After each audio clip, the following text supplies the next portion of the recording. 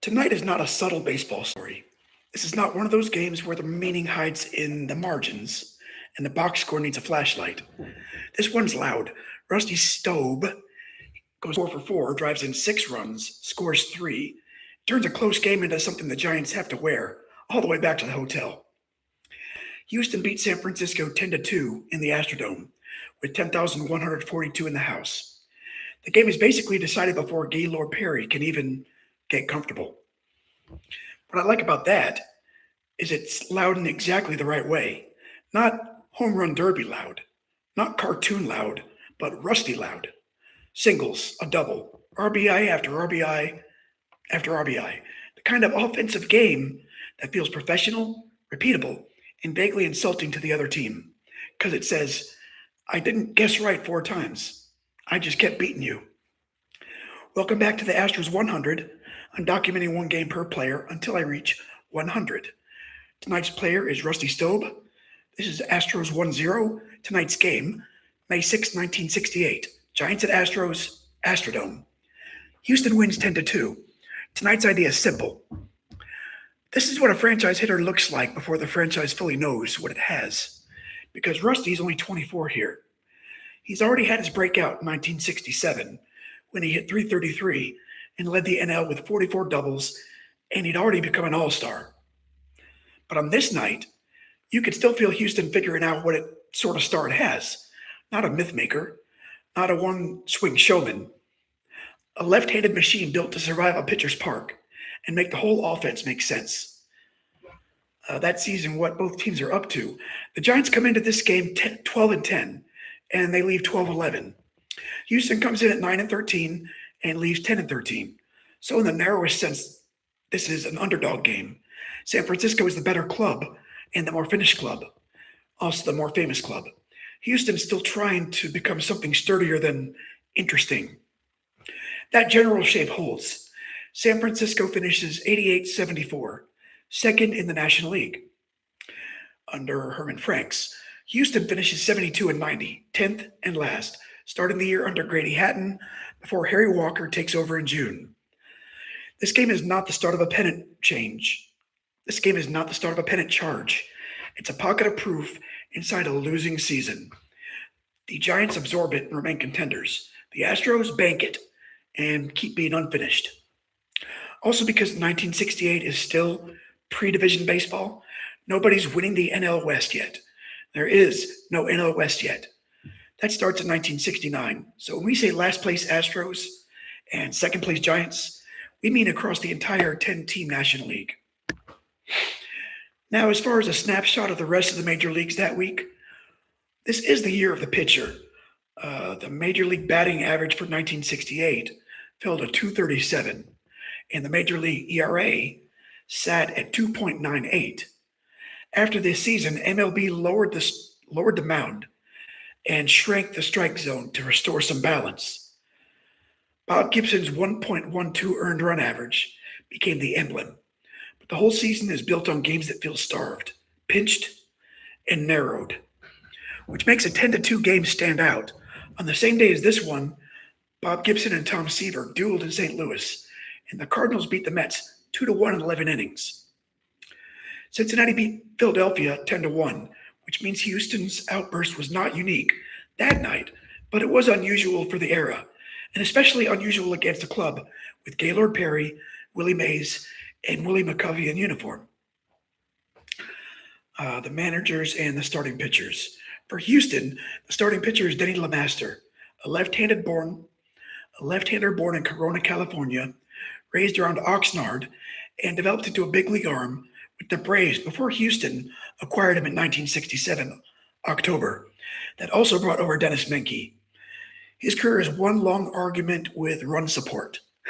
Sabres' capsule of his 1968 season is brutal and useful.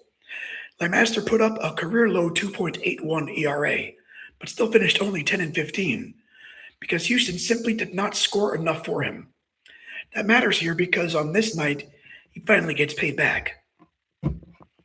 For San Francisco, it's Gaylord Perry, North Carolina farm kid, future Hall of Famer, master craftsman, permanent source of anxiety for hitters and umpires and catchers.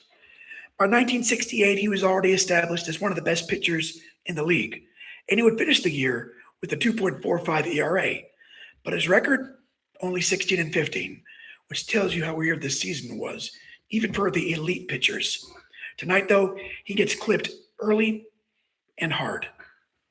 Houston's manager at the time is still Grady Hatton, though the larger 1968 Houston story ends with Harry Walker taking over on June 18th. Walker is a fascinating figure. Harry the Hat, nonstop baseball talker, skilled teacher, harsh disciplinarian, later a deeply divisive presence in Houston. The Giants are managed by Herman Franks, a former catcher widely respected for his game management.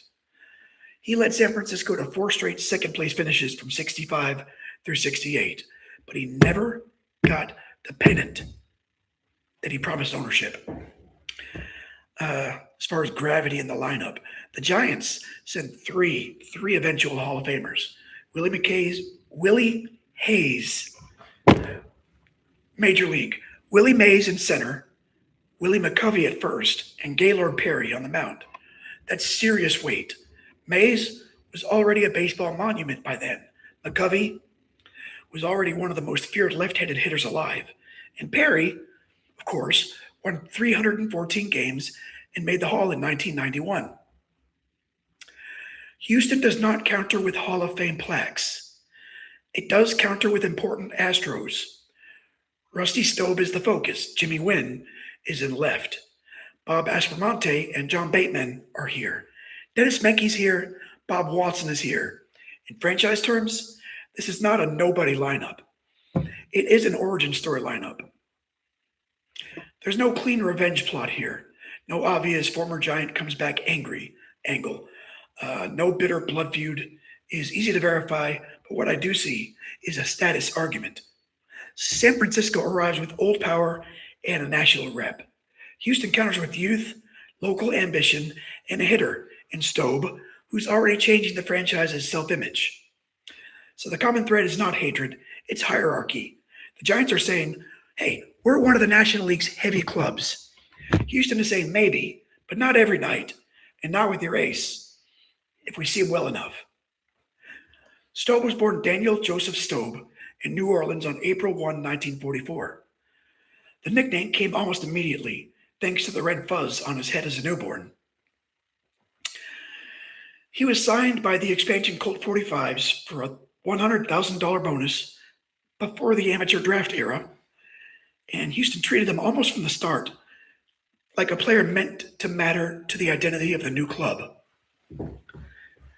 The early years were uneven.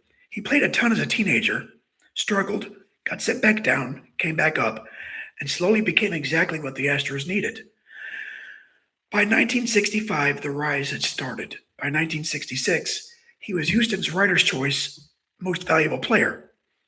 By 1967, he became a real star, a .333 batting average, 44 doubles, 5th in the National League batting race, his first All-Star selection. Saber includes a wonderful line from Staub before 1968. He had stopped chasing the long ball because the Astrodome punished that kind of vanity. He adjusted his whole offensive self to the park and the league. That's not glamorous, that's maturity. So when this game happens, Staub is not a prospect anymore. He's not a curiosity. He's the young middle of Houston's lineup and the clearest candidate to become the first truly portable Astros star. A player good enough that if you dropped him in a better offense, the country might notice faster. That's partly hindsight, yes, true. It's also right there in the shape of this player. One of the things about early Astros history is that a season can be both bad and somehow still feel like progress. Houston finished 72 and 90 in 1968. Again, last in the league. Yeah, that's bad. It was also at the time tied for the most wins in franchise history. Expansion baseball does weird things to your emotional math. And for Rusty, this game reads like a confirmation, not transformation. Confirmation. He had already shown what he was in 1967, but a 6 RBI game against the Giants with Perry on the mound and Mays and McCovey on the other side reinforces the larger truth. Rusty Staub is not simply a good young Astro. He's Houston's best argument that the franchise can produce a hitter with shape, patience, and staying power. This is the kind of game that tells teammates, fans, and maybe even front office people when the offense works, it probably runs through him. That's an inference, but it's grounded. And because the Astros would later trade him away this season, this game lands harder in retrospect. It becomes one of those early Houston exhibits. There's the bat, here's the proof. Here's the thing they had before they let it leave. What are you going to do? Top of the first, LeMaster starts clean enough. He gets Ron Hunt on catcher's interference, which is already a weird little 1968 throat clearer. Then it settles. Houston comes up against Gaylord Perry. Ron Davis flies out. Norm Miller singles. Wynn walks. And then Staub doubles to left, scoring Wynn and Miller. Houston leads 2-0 before Perry's even gotten through the lineup once.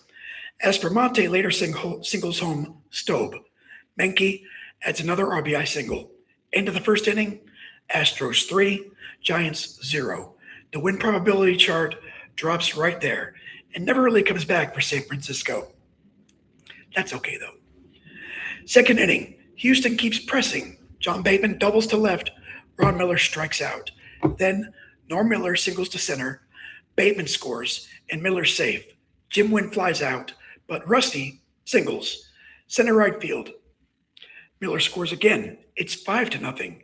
And then Aspermonte reaches on a wild pitch strikeout sequence, which is the kind of line that makes old baseball feel a little bit, just slightly haunted.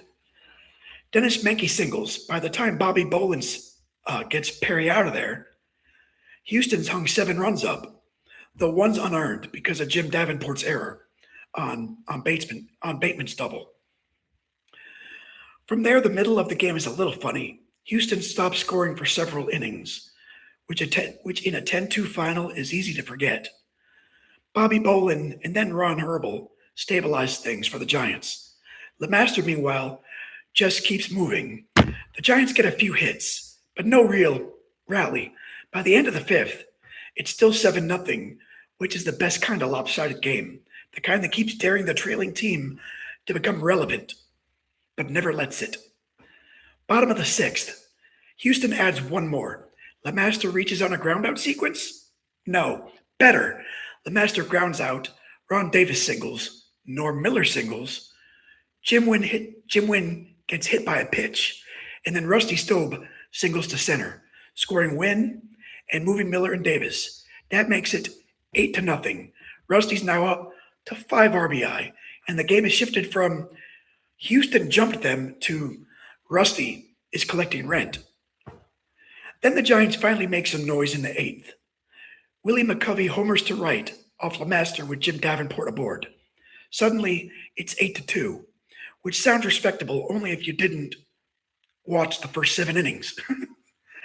Houston answers immediately in the bottom half. Menke reaches. Julio Gauthier grounds out. John Bateman grounds out again. Then the Astros build the inning with singles and walks until Rusty comes up with runners on second and third and lines a single to right, scoring Jim Wynn and Norm Miller. That's RBI 5 and 6. 10-2, curtain. LeMaster closes the 9th with 2 harmless fly ball outs and Bob Barton's ground out. Complete game, done. If you want the clean math, here it is. Rusty is 4 for 4, double, 6 RBI, 2 runs. Norm Miller, 3 for 5, scored 3 times. Jim Wynn walked 3 times, scored twice, stole a base. LeMaster went 9 innings, allowed 7 hits, 2 earned runs, walked 2, struck out only 1, and won his 3rd game. Perry took the loss and lasted only 2 2/3 innings. Now for Houston, this game meant oxygen. Not salvation, just oxygen.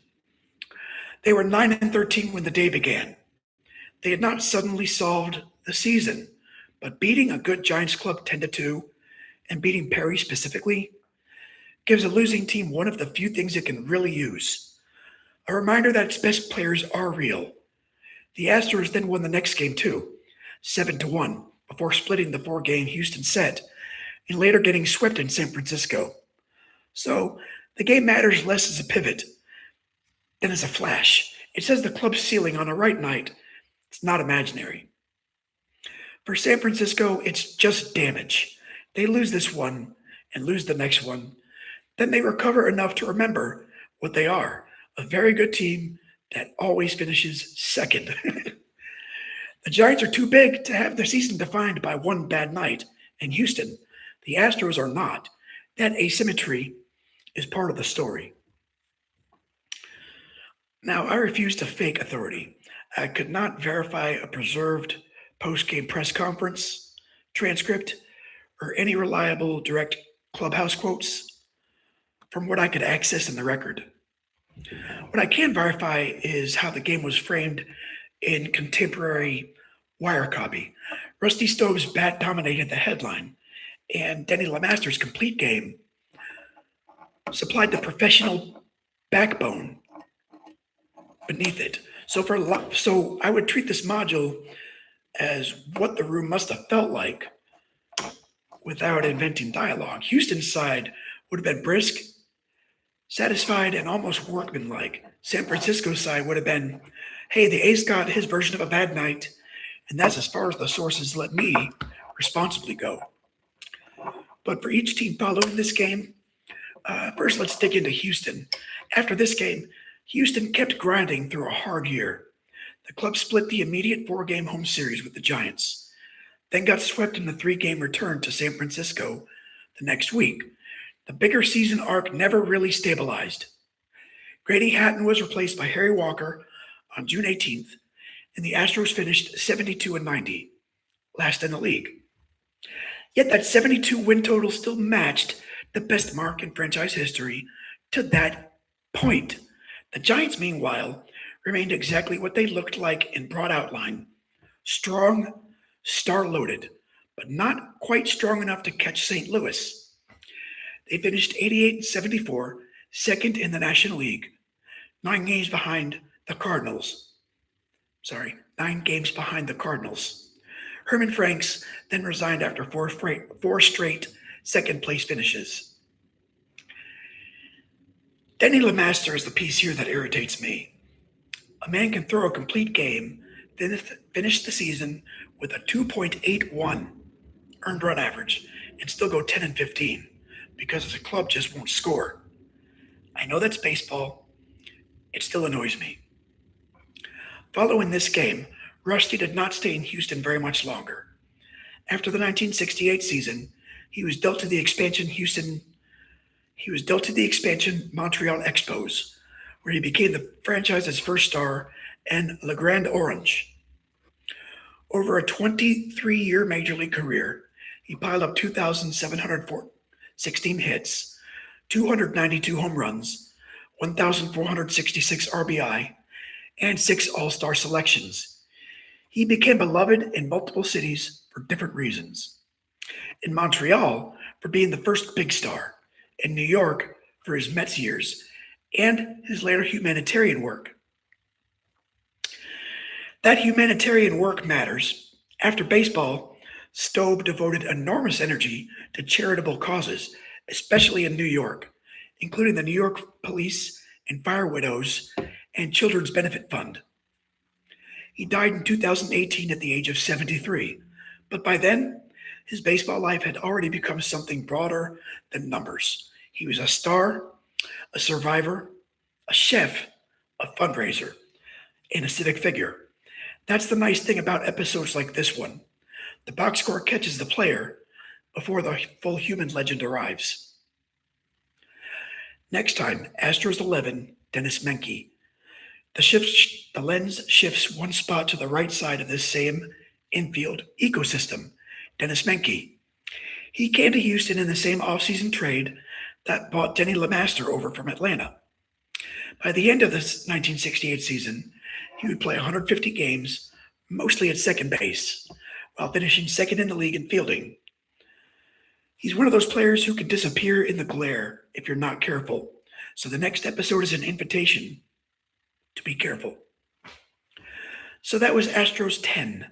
Rusty Staub, May 6th, 1968. 4 hits, 6 RBI. One of those nights where a young franchise gets to see very cleanly what one of its young foundational bats looks like when everything lines up right. Not a myth, not nostalgia, not Hall of Fame, just evidence of stability. The Giants brought the Hall of Famers. Houston had Rusty. And for one night in the Dome, that was more than enough. Thanks for tuning in. I appreciate anybody who's watching. I can see I got 0 viewers. That's okay. I'm going to do this as long as it takes because I'm doing it for me. I'm covering one Astros player per game until I reach 100 games and 100 players. This formula is going to repeat with the other 29 major league teams, plus the 32 NFL and NHL teams. Yes, even the Utah Mammoth. Somehow, I figured it out. And the 30 NBA clubs. But first things first, we're doing the Houston Astros because I'm very familiar with them. Today we looked at Astros 1-0, Rusty Staub right here. And tomorrow, Dennis Menke, episode 11. So if you're following along, or if you found me later, that's okay too. Welcome to the channel, and everybody have a great night. I'll see you in the next one.